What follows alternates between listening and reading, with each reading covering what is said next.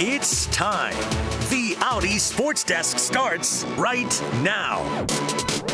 Well, the Dolphins host the Jets tomorrow at Hard Rock Stadium. Tyreek Hill listed as questionable to play due to the ankle injury he suffered on Monday night against the Titans. Tyreek did not practice yesterday with the team, and Tua will be leading the Dolphins as he takes on Zach Wilson from New York. Wilson was recently honored as the AFC Offensive Player of the Week after putting up 301 yards and 2 touchdowns against the Texans last week. This will be Zach's second straight start and his first against the Dolphins this year. Just think about that.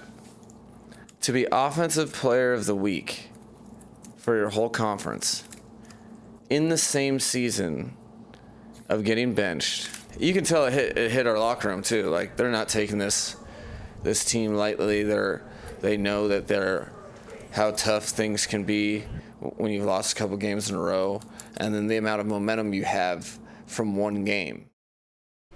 As for basketball, the Heat were in action tonight as they hosted Chicago. Miami looking to get revenge after losing to the Bulls by 8 points on Thursday night, and Miami came out firing on all cylinders. Jimmy Butler would lead the charge as he throws down the monster jam for 2 of his game-high 28 points. And Kevin Love would also be a force to be reckoned with, hitting 6 3-pointers on the night for 22 points of his own. The Heat led by 1 at the half.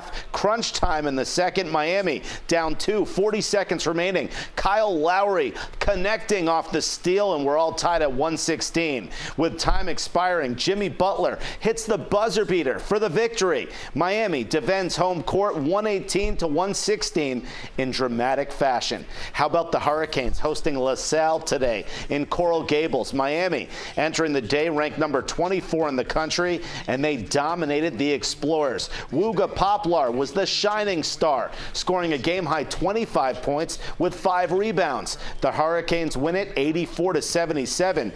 Counted for their 8th victory of the season.